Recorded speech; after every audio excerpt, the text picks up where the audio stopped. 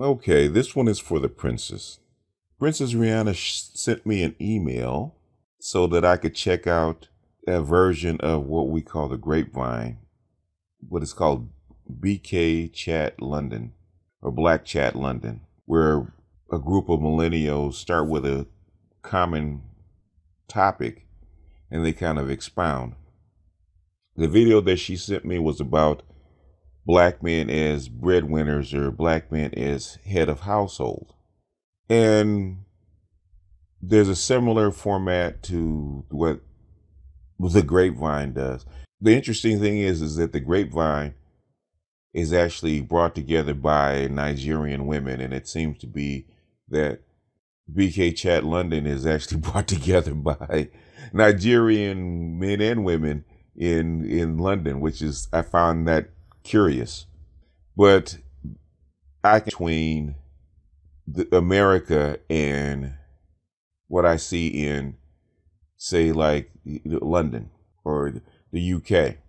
The difference is that for the West, because of America's experience with slavery and whatnot, there is a defined black identity, for lack of a better term, in the United States. One, because it's a bigger population. I guess because of the transitory nature of the United States, where it's an immigrant society.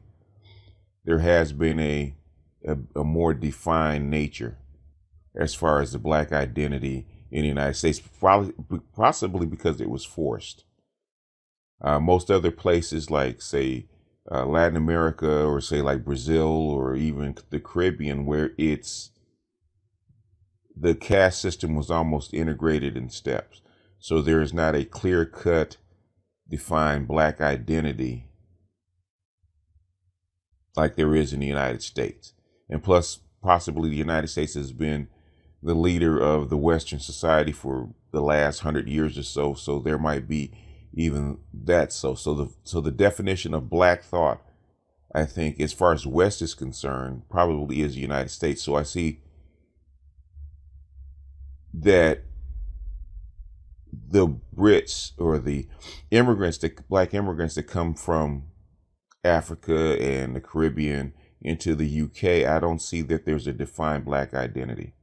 As a matter of fact, when the video I was watching, which is the main video, I looked at a few others and kind of scrolled through them. What I'm finding with, say, the Londoners, or the Brits, the black millennial Brits, is that their parents came from someplace else, for the most part. Maybe one, or even, at max 2 generations. So you have second or third generation children, which are the black Brits. For the most part, sometimes they're just second generation, that they come from Nigeria or Sierra Leone, or they come from Jamaica, or they come from one of the other islands, or someplace else out in what they call the Commonwealth. And they all come to London or come to the UK as immigrants, but they also carry their defined culture that's probably been around hundreds, if not thousands of years, into London. And now they come into a Western society whose white culture, the dominant culture, is actually going through a shift through feminism. And then you're going to throw all that into the mix. So what you have is a non-defined black identity. So a Nigerian doesn't necessarily see themselves as black until they get mixed in with Jamaicans and some people from the Caribbean, and even some Londoners that have been there for quite some time. So you all get dumped into this soup bowl called black, and there is no black identity. Whereas in the United States, for the most part, most black people in the United States, even if it is through slavery, have been here for the most part. The vast majority have been here for at least 6-7 generations. So they have fostered a complete black identity, damaged as it is. And don't get me wrong, there's a lot of damage in the black identity in the United States because of Jim Crow and slavery. So when a Nigerian or a Jamaican or a Haitian comes here to the United States and they get around black people, they get absorbed into the black community because it is defined. So they might have their picadillos as far as being a Nigerian or being a Haitian or being, from wherever, or being, anywhere in Africa. When you get dumped in here, the United States has a very distinct line, a very strict, rigid identity that they have for black people. And not only the adults, but also the children quickly get steeped in the strong black identity that America actually portrays.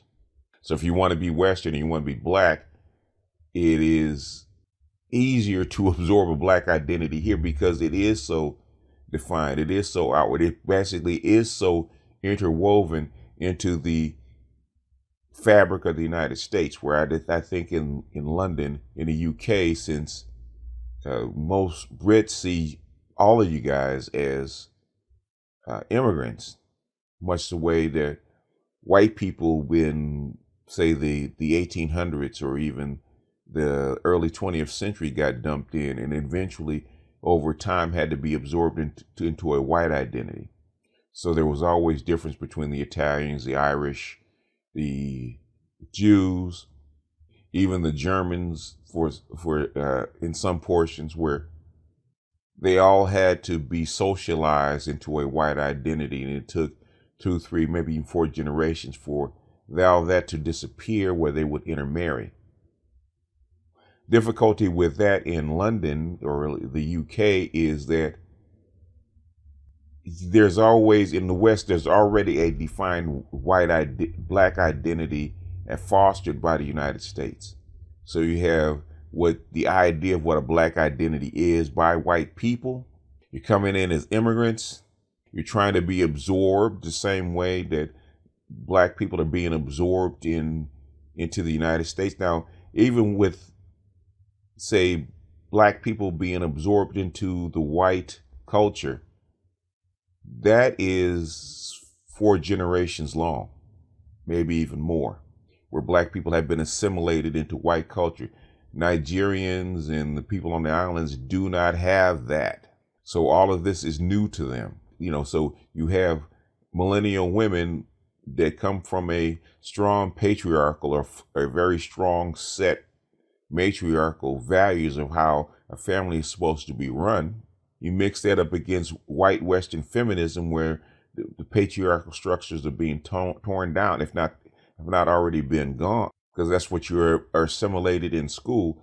That is one hell of a clash, because you don't have anything to clash against. It's all basically fluid.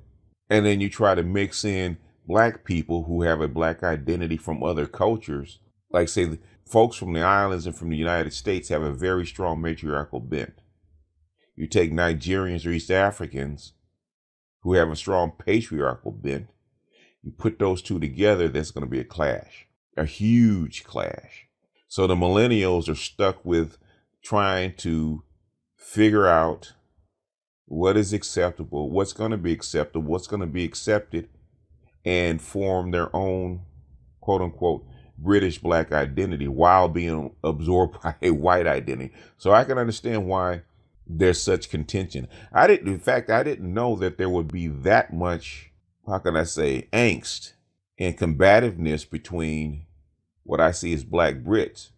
Because on one hand, you do have to hang together against what I got to say, I wouldn't say white oppression, but I'm saying is the white assimilation pressure that you have. Because if you want to keep a black identity, there's not enough of you in one group. Say the East Asians coming in, where you have people coming in from the Middle East or India which have a similar culture that would actually land in one spot and share like a similar Muslim or similar East Indian culture.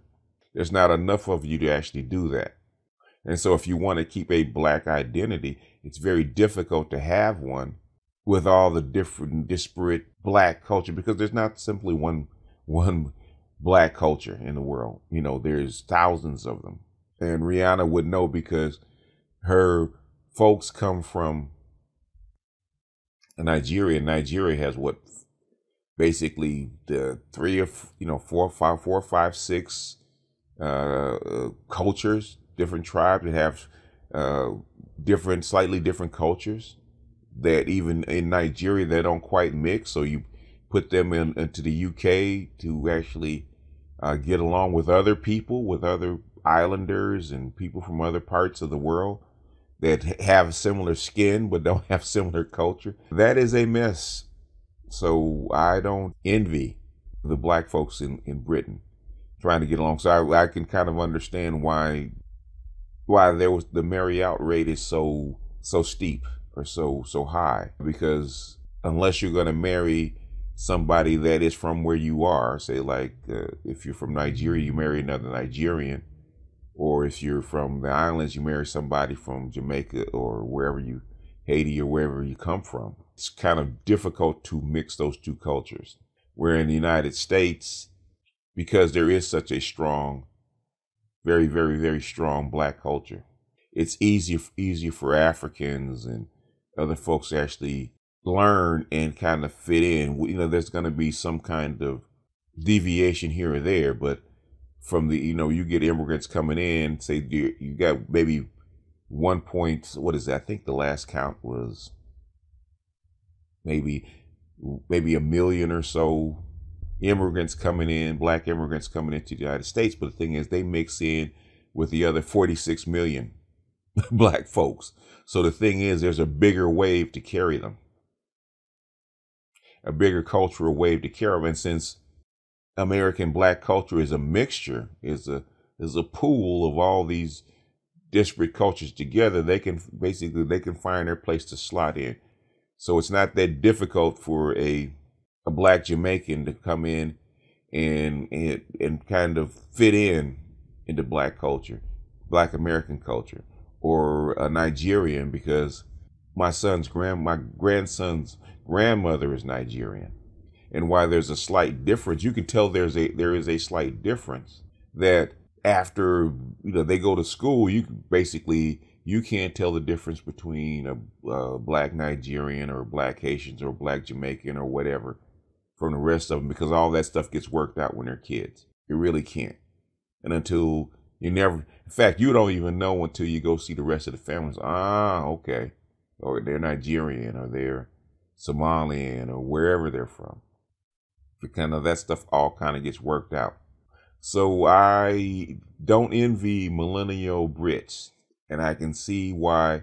Now I can kind of see why there's such, how can I say, combativeness from the UK women, the black UK women, and how come they kind of map the combativeness that they see from black YouTube, and they feel some kind of way.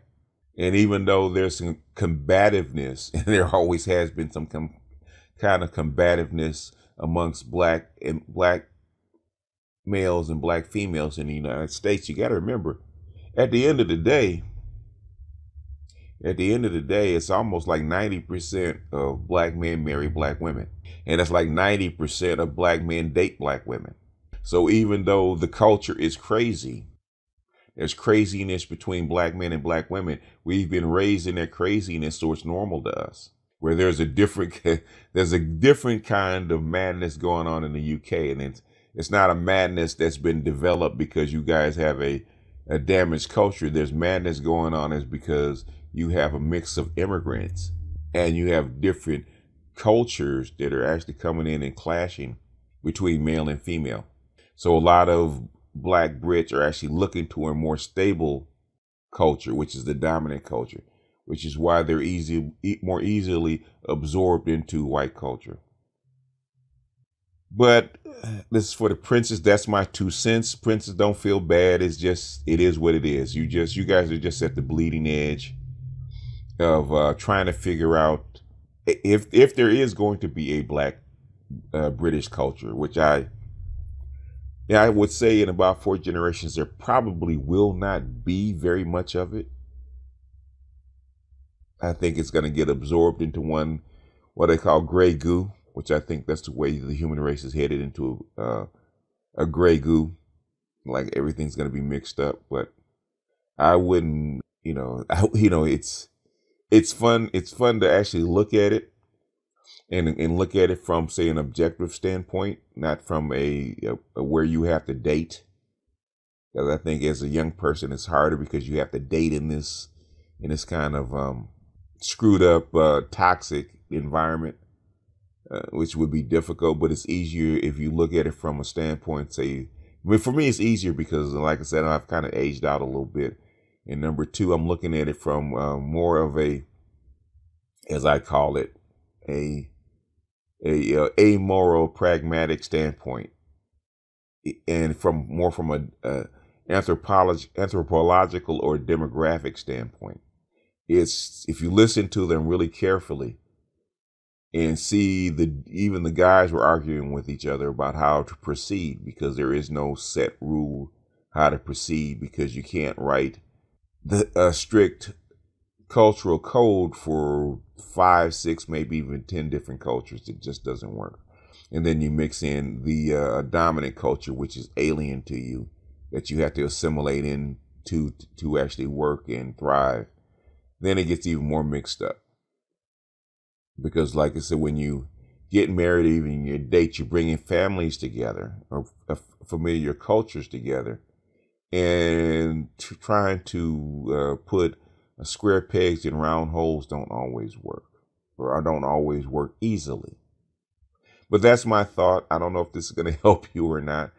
Like I said, if you're going to look at it, stand back and don't judge or take one side or the other or get emotional about it. Just stand back and just listen to what they're saying, and listen to the language that they use, and listen to where they come from, because that will give you a clue. The islands are going to be more matriarchal and liberal. I would say for the most part, the West Africans are going to be much more strict and much more patriarchal in a sense. Even the West African matriarchals do have a very strong set of rules that they go by that is probably not quite, how can I say, conducive to Western ideology.